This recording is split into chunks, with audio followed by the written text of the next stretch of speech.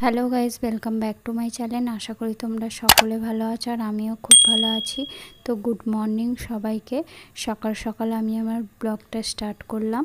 এখন আমি ছাদে চলে এসেছি, ঠাকুরের বাসনগুলো ধুয়ে ঠাকুর ঘরটা মুছে নেবো। আর আমাদের ছাদে একটা বিড়াল বাচ্চা দিয়েছে, দুটো বাচ্চা দিয়েছে। ওই দেখো দুজনকে মুখগুলো উঁকি মারছে।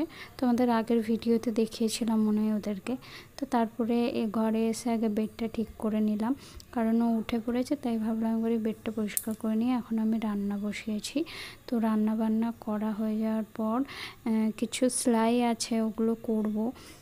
তার জন্য আগে রান্নাটা করে নিলাম, এরপর সেলাইগুলো করব। আগের দিন বিকেলে একটা দিদি দুটো জামা নাইটি দিয়ে গেছিলো, ওগুলো সেলাই করবো। আর আজকে সকালে এই দুটো নাইটি দিয়ে গেছে, তো ওগুলোও সেলাই করে নেবো। তো এখন আমি সেলাই করতে বসে গেছি। আর এইগুলো সেই দিদিটা দিয়ে গেছিলো, ওগুলো এখনও নিয়ে যায়নি। তো আগের দিন বললাম না যে জামা দিয়ে গেছে দিদি, একটা দিদি। তো দুটো কুর্তি আছে আর একটা নাইটি আছে আর একটা প্যান্ট আছে। তো এইগুলোও সেলাই করে নেবো। সেগুলোই তোমাদের দেখাচ্ছিলাম। আমি সেলাই করে নিই, তারপর তোমাদের সাথে আবার দেখা হবে।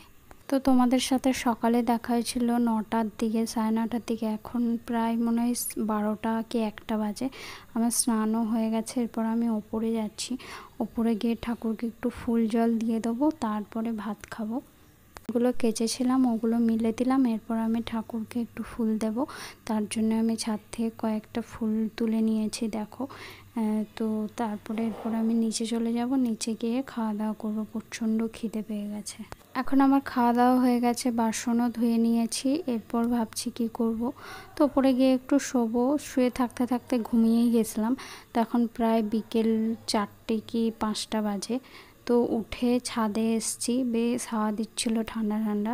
তো ছাদে এসে তো আমাদের গাছের একটা কলা কেটেছিল, ওটা পেকে গেছে। তো প্রচণ্ড খিদেও পেয়েছিল, তাই এখন ওই কলাটা খাবো। তো আমাদের ছাদ থেকে আমাদের মানে আশেপাশে যে ভিউটা আছে সেটাই তোমাদেরকে দেখাচ্ছি। চারিদিকে জমি, তাছাড়া আর কিছুই নেই। তো বেশ ভালোও লাগে দেখতে। আর এখানে দেখো টুনাটুনি বসে আছে। তো এই যে কলার কাঁদিটা পেকে গেছে, আজকেই পেকেছে। তো আমার বর দেখে আমাকে বললো, যাও নিয়ে এসো, খিদে পাচ্ছে যখন ওটাই খাবে। তো এখানে আমি কটা দাঁড়িয়ে দাঁড়িয়ে খেয়ে নিলাম। এরপর আমি নিচে নিয়ে চলে যাব, কারণ আর একদিন কি দুদিন থাকলেই ওটা পুরো পেকে নষ্ট হয়ে যাবে না খেলে। তো আমি এতগুলো অনেক যুদ্ধ করার পর এতগুলো কাটতে পেরেছি।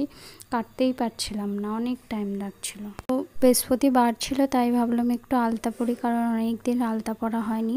তো এখন আমি আলতা পরে নেবো। আর আলতা পরার পর তোমাদেরকে আর দেখানো হয়নি। এখন রাতের বেলায় আমি পাটা দেখাচ্ছিলাম যে কেমন লাগছে। আলতা পরলে কিন্তু বেশ ভালোই লাগে।